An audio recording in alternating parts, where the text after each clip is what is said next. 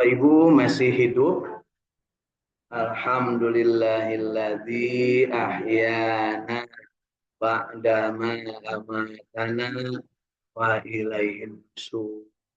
Mudah-mudahan hidup kita dalam keadaan berkah, berkah dari umur yang diberikan, berkah dari ilmu yang didapatkan, berkah dari amal yang bisa dilakukan, berkah dari rezeki yang sudah menjadi jatah kita masing-masing, berkah dari punya pasangan hidup, berkeluarga, punya anak, punya cucu, punya keturunan, punya generasi-generasi penerus, punya kita berada kapanpun dimanapun kita berada. Insya Allah di pagi hari ini, hari Jumat, kita tambahkan keberkahan kita dengan bersama-sama menikmati bagaimana kita berinteraksi dengan Al-Quran. Kita berbahagia, kita istiqamah, berjamaah membaca Al-Quran. Pagi hari ini yang akan kita baca adalah surat Al-Qasas, ya.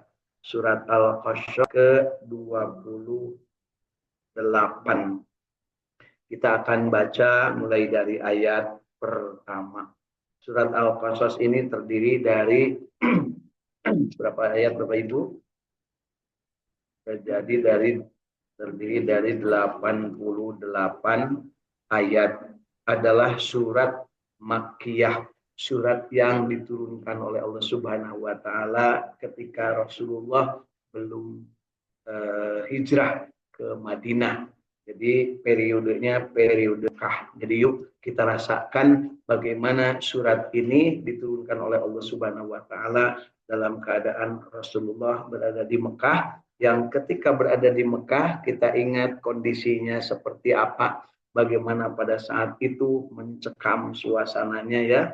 Dan tentu saja kita termasuk yang berharap mendapatkan keberkahan dari suasana yang didapatkan tersebut, dengan tentu saja kita menjadi orang-orang yang dalam keadaan istiqomah dan berbahagia. Yuk kita ke Mekah sambil membaca Al-Qasas.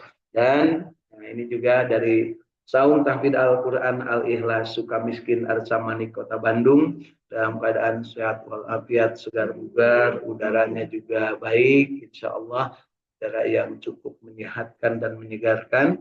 Dan pagi hari ini kita juga bersama dengan sahabat-sahabat dari Saung Tahfidz Al-Quran yang berada di seputaran Cipamokolan. Ada Kang Ahmad Widiadi bersama keluarga Kota Bandung, ya, di dekat Masjid Al-Jabar.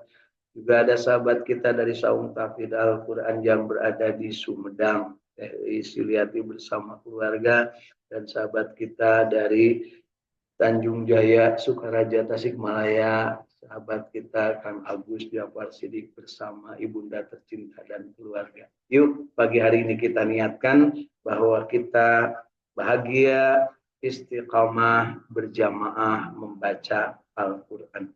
A'udzu billahi minasy syaithanir rajim.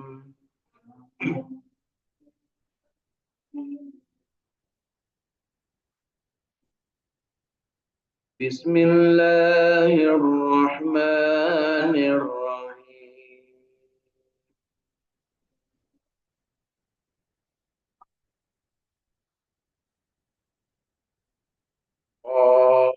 Qasim.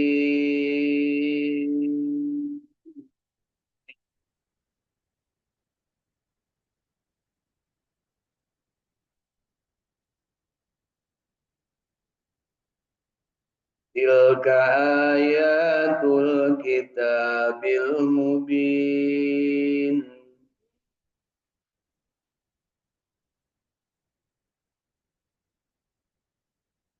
Natlu alaika min naba'im Musa wa Fir'auna bil haqqi liqaumin yu'minun.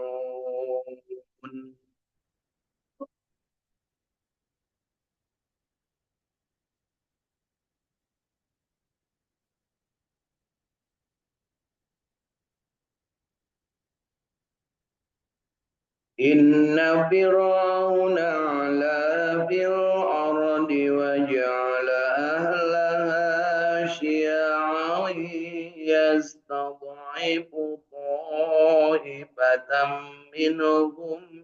yudabbiru abna'ahum wa yastahyi nisa'ahum.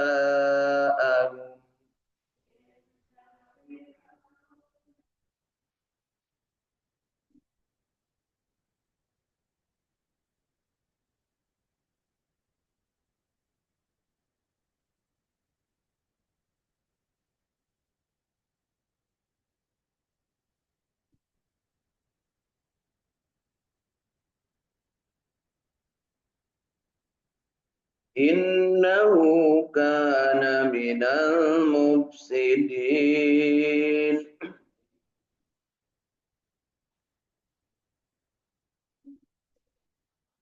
ونريد أن نمن على الذين استضعفوا في الأرض ونجعلهم أئمة ونجعلهم الوارثين.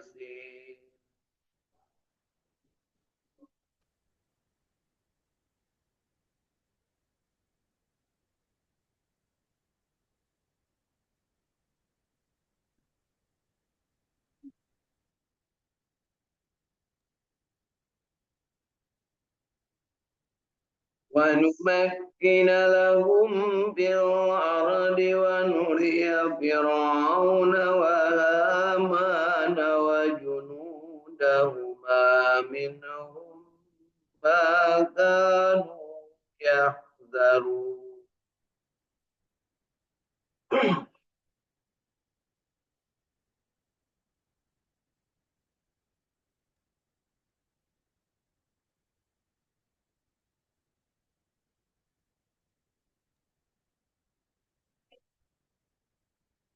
وأوحينا إلى أم موسى أن أرضيه فإذا خفت عليه فألقيه في اليم ولا تخافي ولا تحزني.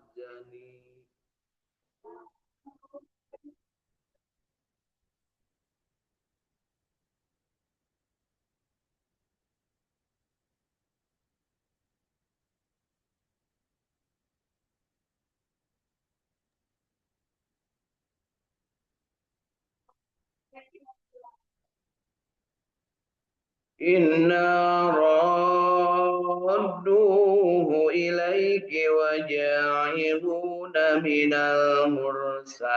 المرسلين.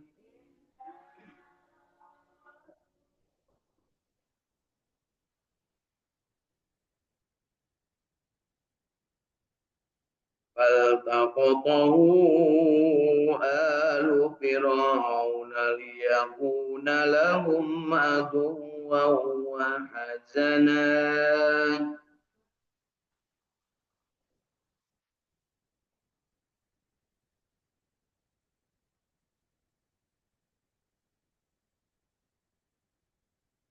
إن فرعون وهامان وجنودهما كانوا خاطئين.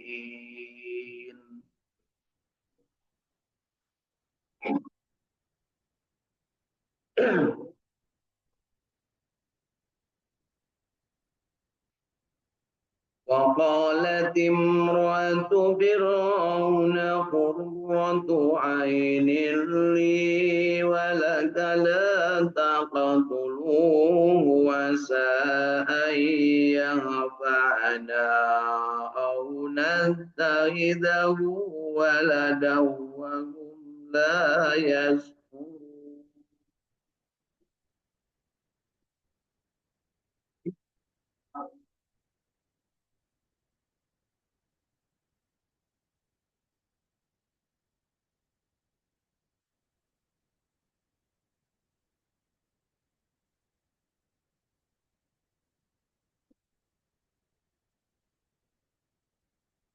وأسبغ فؤاد أم موسى فارغا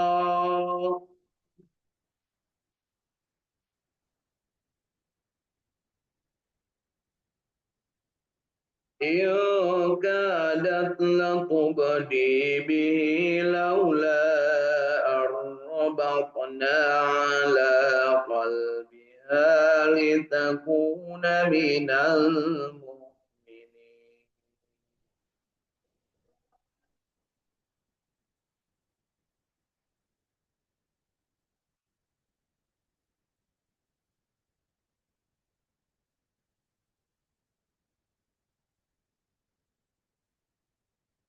وقالت لأخته كشيه فبصرت به عن جنب وهم لا يشعرون.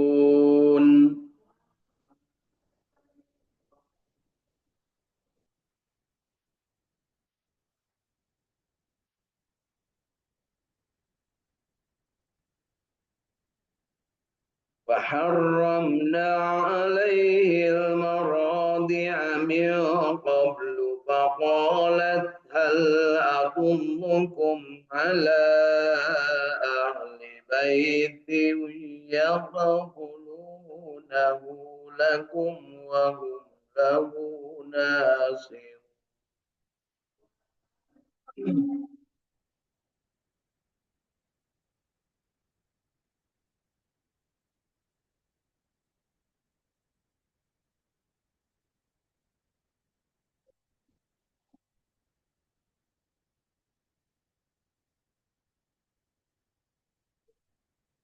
فرددناه إلى أمه كي تقر عينها ولا تحزن ولتعلم أن وعد الله حق ولكن أكثرهم لا يعلمون.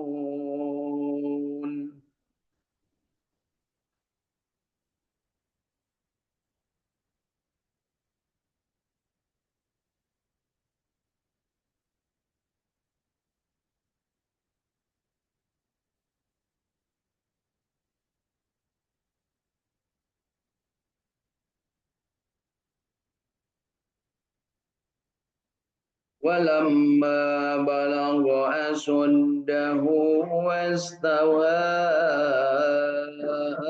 آتيناه حكما وعلما وكذلك نجزي المحسنين.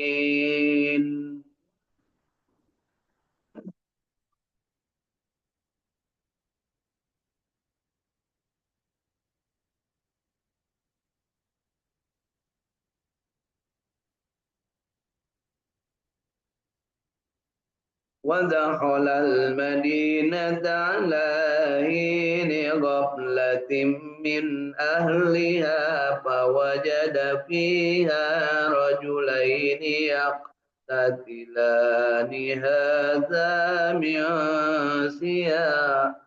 من شيعته وهذا من عدوه.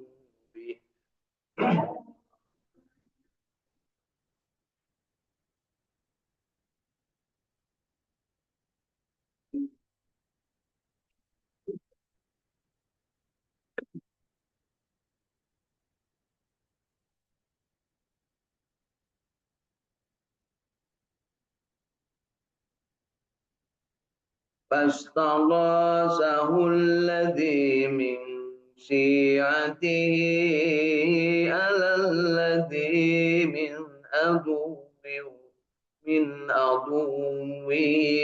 فوكزه موسى فقضى عليه.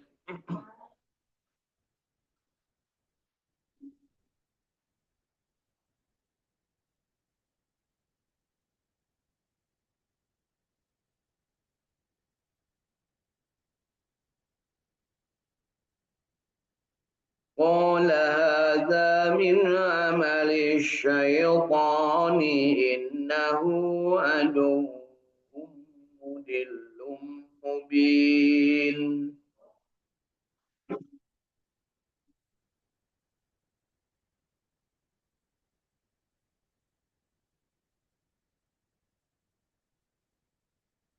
قال رب إني ظلمت نفسي فاغفر لي فغفر له إنه هو الغفور الرحيم.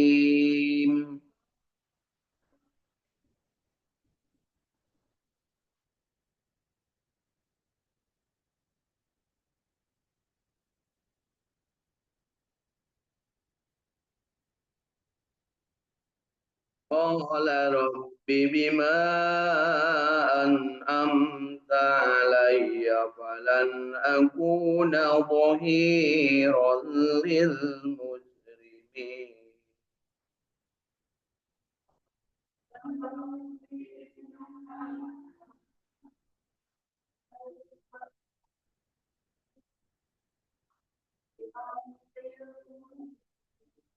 صدق الله.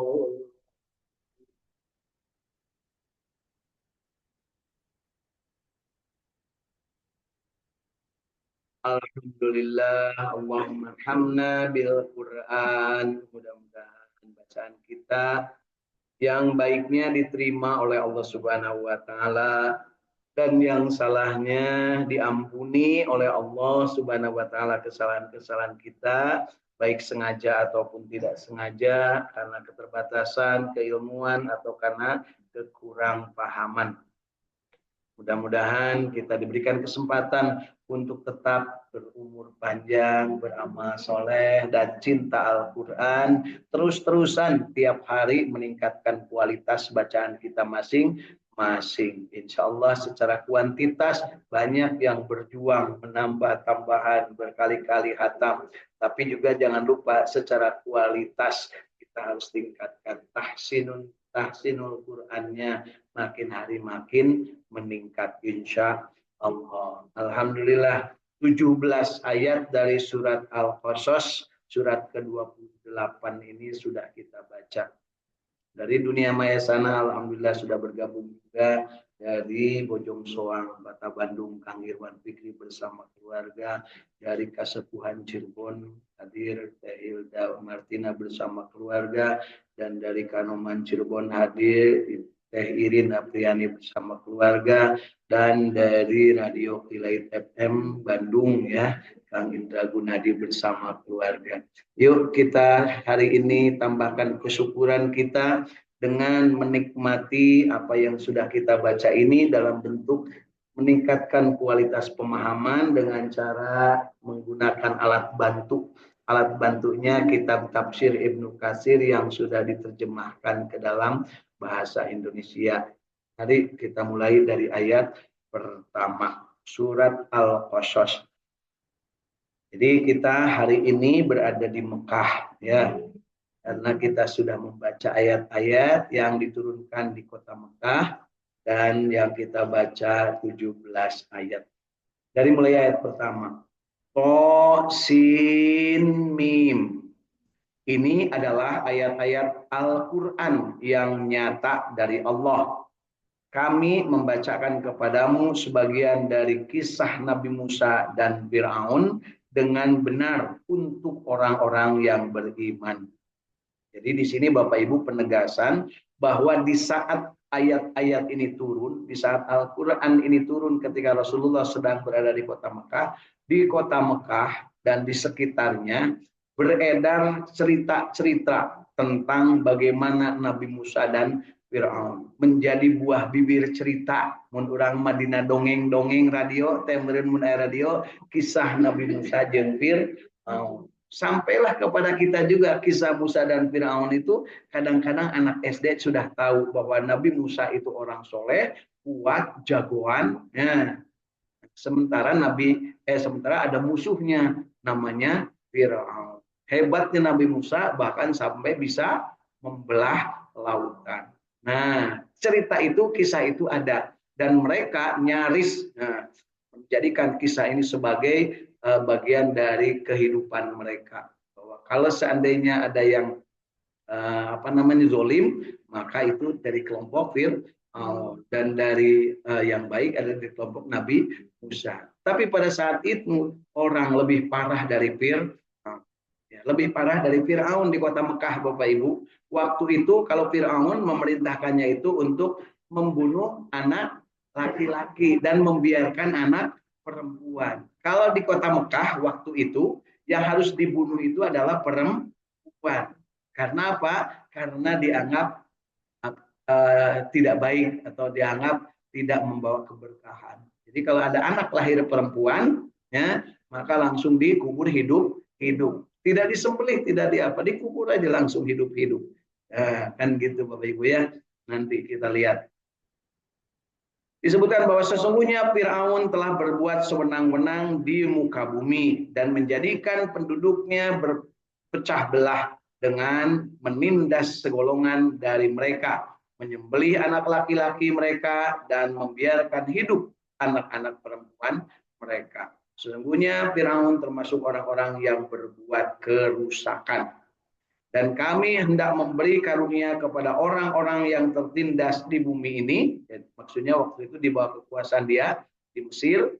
Dan hendak menjadikan mereka pemimpin dan menjadikan mereka orang-orang yang mewarisi bumi. Ya, jadi mereka itu ingin menindak orang yang tertindas. Dan tidak menginginkan ada pemimpin selain daripada kelompoknya Fir'aun. Dan akan kami teguhkan kedudukan mereka di muka bumi dan akan kami perlihatkan kepada Fir'aun dan Hamam beserta tentaranya apa yang selalu mereka khawatirkan dari mereka itu. Jadi Allah janjikan bahwa yang namanya orang-orang yang ditindas, ya orang-orang yang ditindas akan mendapat karunia. Kemudian Fir'aun ini akan jatuh lah kalau bahasa kitanya ya, akan digulingkan, kemudian mereka akan yang akan berkuasa atau yang akan memimpin itu adalah orang-orang yang beriman kepada Allah Subhanahu wa taala. Dan kami ilhamkan, kata Allah, kepada ibunya Nabi Musa. Jadi ketika itu perintah Firaun seluruh yang namanya laki-laki harus dibunuh yang baru lahir, terutama dari kaum tertindas. Dalam hal ini disebut oleh mereka kaum tertindas itu adalah Bani Israil yang mengungsi dari negeri Kan'an ke Mesir. Jadi mereka disebut kaum tertindas. Sesudah kami ilhamkan kepada ibunya Nabi Musa. Siapa ibu Nabi Musa namanya, Bu? Ibu Musa. Sesudah dia dan apabila kamu khawatir terhadapnya, maka susuilah dia. Dan apabila kamu khawatir terhadapnya, maka jatuhkanlah dia ke sungai Nil. Dan janganlah kamu khawatir dan jangan pula bersedih hati. Karena sesungguhnya kami, kata Allah, akan mengembalikannya kepadamu dan menjadikannya salah seorang dari para rasul. Maka dipungutlah ia oleh keluarga Fir'aun yang akibatnya dia menjadi musuh dan kesedihan bagi mereka. Sesungguhnya Fir'aun dan Hamam beserta tentaranya adalah orang-orang yang bersalah. Di Fir'aun ini rajanya, kalau Hamam itu penasihatnya. Jadi nasihat Fir'aun itu orang pinternya, ya namanya Hamam, ahli survei, ahli kibul, ahli ngebohongan ke Fir'aun itu namanya Hamam. Ya, sekarang juga ada Bu, kalau ada pemimpin pasti ada ahli kibulnya yang mencilat. Pokoknya nama bapak mas sae, mual teka pilih deh kan gitunya. Pokoknya nama bapak nama sae, kajian teuing korupsi gede-gedean, kajian teuing maling duit negara, kali cek jongos nama sae, nyebutnya siga ibu lamun aya maut kan sae kan gitunya. Padahal kurang asem sae payah. Tapi daripada nges lah, daripada riweuh geus sebut sae nyebutnya. Tapi begitu jatuh biasa nama nu nyarebut saya teh langsung pindah. Tapi maka pungkur teh sieun hanya ikut-ikutan kan gitu punya. Ayan gitu tadi teh. Ayan. Ini zaman ya. Dan berkatalah istri Firaun. Siapa istri Firaun? Siti Asyiyah dan Aisyah Asyiyah ya. Ia adalah penyejuk mata mata hati bagiku dan bagimu. Janganlah kamu membunuhnya. Mudah-mudahan ia bermanfaat bagi kita atau kita ambil ia menjadi anak sedang mereka tidak menyadari. Jadi akhirnya Nabi Musa ini, Musa kecil, diambil menjadi anak angkat Fir'aun. Ya. Dan menjadi kosonglah hati ibu Musa. Maksudnya hati ibu Musa menjadi lega karena ternyata Nabi Musa ketemu oleh istri Fir'aun. Istri raja disebutnya apa, Bu? Ratu. Atau apa lagi? Kalau ratu itu menjadi raja, tapi perempuan. Kalau istrinya permaisuri. Kalau istri Pak Dede permaisuri juga, Bu. Iya. Ya. Pak Dede gaduhin selir deh, Bu. Dia meneruskan ibu-ibu. Meneruskan. Gaduhin selir Pak Dede. Alhamdulillah tepayun ya Pak Dede nya. Kita boga selir. Dan menjadi kosonglah hati Musa. Sesungguhnya hampir saja ia menyatakan rahasia tentang Musa. Seandainya tidak kami teguhkan hatinya. Supaya ia termasuk orang-orang yang percaya kepada janji Allah. Jadi ketika bertemu kembali dengan Nabi Musa, sayang orok kemudian disusui lagi oleh ibunya, hampir-hampir saja mau nyebut, aduh anakku. Kan gitu Bu ya. Namun ketemu lagi bayi ini enggak disebut anak. Ya udah, ini nama siapa? Musa. Nah, siapa yang memberi nama Musa, Bu? Firaun dan istrinya. Kenapa disebut Nabi Musa? Disebut Musa karena dia adalah anak sungai. Kalau buyutnya Nabi Musa disebutnya anak sumur. Siapa anak sumur? Nabi Yusuf. Ya, disebutnya Yuzarsif. Nah, Yuzarsif. Di bangsa Mesir mah disebutnya Yuzarsif, lain Yusuf ya. Yusuf mah bahasanya bahasa orang Ibrani, bahasa orang Kanan. Dan berkatalah ibu Musa kepada saudaranya yang perempuan, saudara perempuan Musa. Siapa saudara perempuan Musa? Namanya Sayyidah Maryam. Di urang mah terkenalnya Siti Maryam. Tapi beda, lain Siti Maryam ibunya Nabi Isa. Ieu mah Siti Maryam lanceutna Nabi Musa. Ikutilah dia, maka kelihatan olehnya Musa dari jauh, sedang mereka tidak mengetahuinya. Jadi di erang-erang tuh anak kulancik tadi ditinggali, ternyata Musa itu diambil oleh orang-orang di istana. Dan kami cegah Musa dari menyusu kepada perempuan-perempuan yang mau menyusuinya sebelum itu. Jadi Nabi Musa tadi asongkeun susu-susu, ibu susu-susu kurang istana, tapi mungen ya. Kuya rek disusuan mung, kuya rek disusuan mung, sikana mamun abdi mahnya daek katanya. Ya, dan memang gitu. Saya waktu kecil menyusui itu kepada ya, hanya ada banyak perempuan yang tidak boleh saya nikahi karena saudara sepersusuan. Katanya waktu itu kita can ngerti, namun ayeuna mah moal daek teuing dibere susu ini dia punya. Dan berkatalah ibu Musa kepada saudara perempuan Musa, ikutilah dia, maka kelihatan olehnya Musa dari jauh, sedang mereka tidak mengetahuinya. Dan kami cegah Nabi Musa dari menyusu kepada perempuan-perempuan yang mau menyusuinya sebelum itu. Maka berkatalah saudara perempuan Musa. Jadi Siti Maryam ini berkata, maukah aku tunjukkan kepadamu ahlul bait yang akan memeliharanya untukmu dan mereka dapat berlaku baik kepadanya? Maka kami kembalikan Nabi Musa kepada ibunya supaya senang hatinya dan tidak berduka cita, dan supaya ia mengetahui bahwa janji Allah itu adalah benar, tetapi kebanyakan manusia tidak mengetahuinya.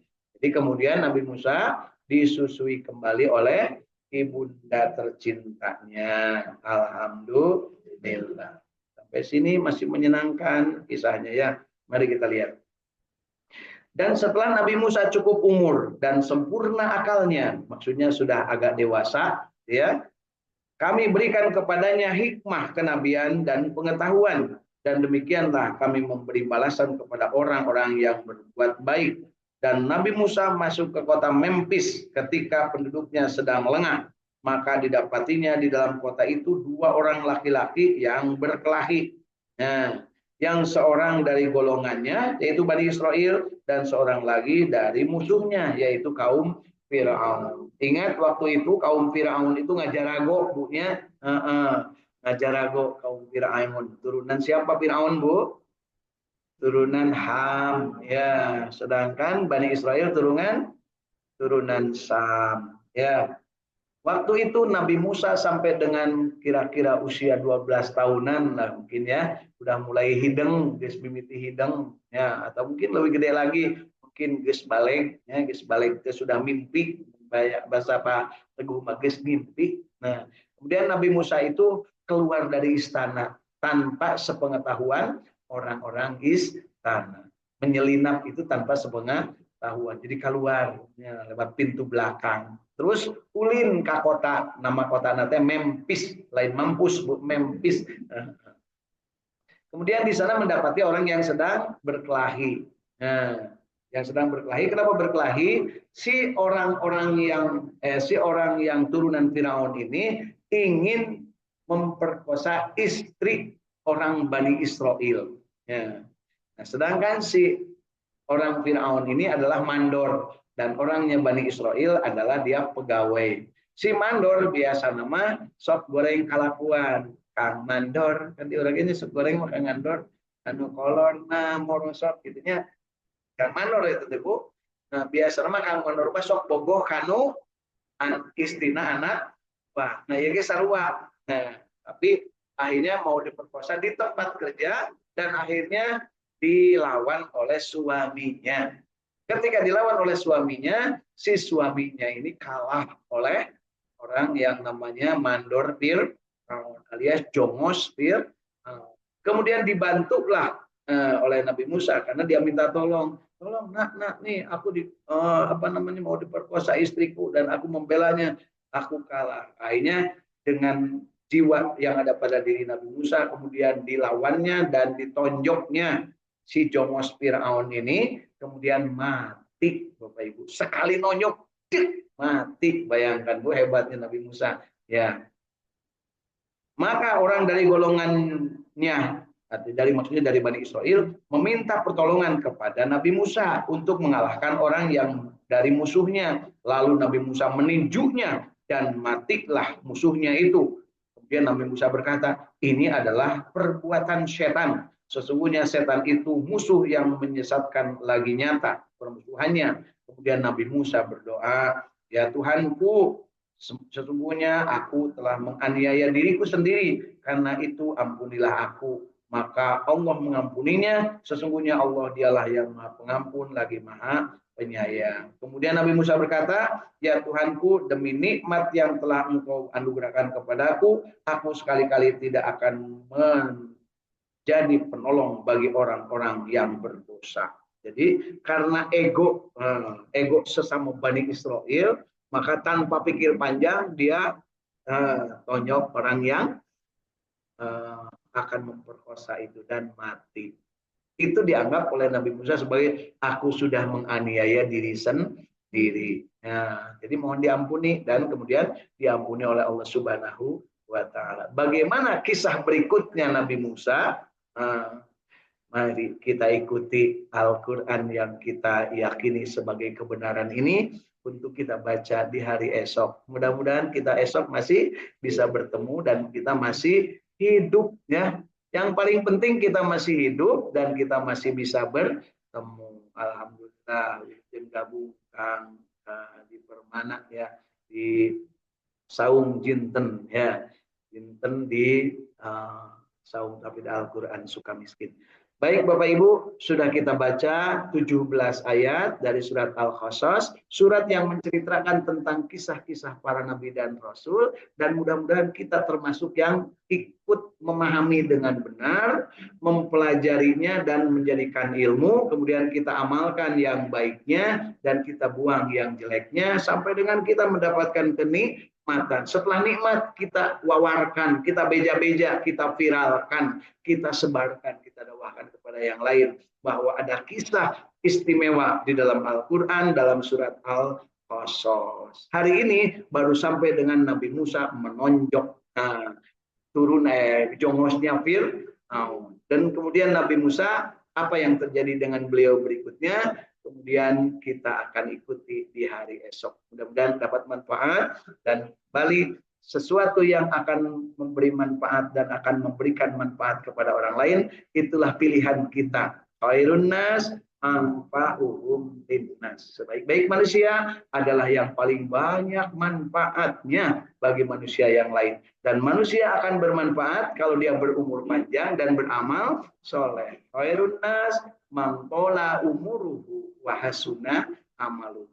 Dan amal yang baik hanya akan terjadi kalau dia paham Al-Quran dan mengajarkannya kepada yang lain. Khairukum man ta'allama al-Quran wa 'allama. Sebaik-baik kalian adalah yang belajar Al-Quran dan mengajarkannya. Jangan puas pada saat kita membaca saja, tapi naikkan kualitas kita menjadi memahami, kemudian mengamalkan, menikmati dan menyebar luaskan. Segala sesuatu yang indah pasti dari Allah, yang benar pasti dari Allah, dan kita jangan ragu-ragu. Kebanyakan kita itu kalau belajar ragu-ragu, Bapak Ibu. Ini benar, ini enggak, ini benar, ini enggak. Kadang-kadang sudah benar pun dia masih ragu untuk mengamalkannya. Padahal kata Allah, al-haqqu mir rabbika fala takunanna minal mumtarin. Segala kebenaran yang sudah ditiupkan Allah ke dalam kalbu kita itu adalah hak, adalah benar, dan jangan ragu-ragu. Meskipun pahit, meskipun mungkin akan menyinggung bagi orang-orang yang tidak bisa menerima kebenaran. Ingat, Al-Quran itu dua kemungkinannya kalau didengar atau diperdengarkan. Kalau bagi orang yang beriman akan menambah rahmat dan penawar hati kegundahan, syifa wa rahmah. Dan bagi orang yang dolim, dia akan menimbulkan kerugian. Karena dia akan tersinggung, dia akan tidak enak hati, dan ujung-ujungnya akan memusuhi. Tapi bagi orang yang beriman, Al-Quran itu akan menjadi sakinah, penenang hati, menjadikan diri makin cinta kepada Al-Quran, mulai dari membacanya, memahaminya, mengamalkannya, menikmatinya, dan mendakwahkannya. Kalau sekarang disebut mendakwahkan, memviralkan, Bapak Ibu.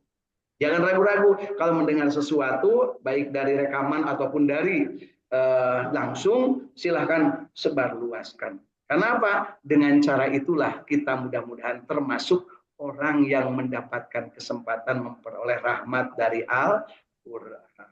Ya, insya Allah segala yang baik dari Allah dan yang salah dari kesalahan saya sendiri. Mudah-mudahan Allah memberikan petunjuk kepada kita bersama. Amin ya Allah ya Rabbal alamin. Yuk kita akhiri pertemuan kita kali ini dengan insya Allah menambah kesempatan bagi diri kita untuk makin giat membaca Al-Quran. Yuk kita akhiri dengan doa akhir majelis. Waalaikumsalam. Baca surat Ali Imran mulai ayat ke-130. Ya ayyuhalladzina amanu ta'khudhur riba ad'afan mudha'afa wattaqullahalladzi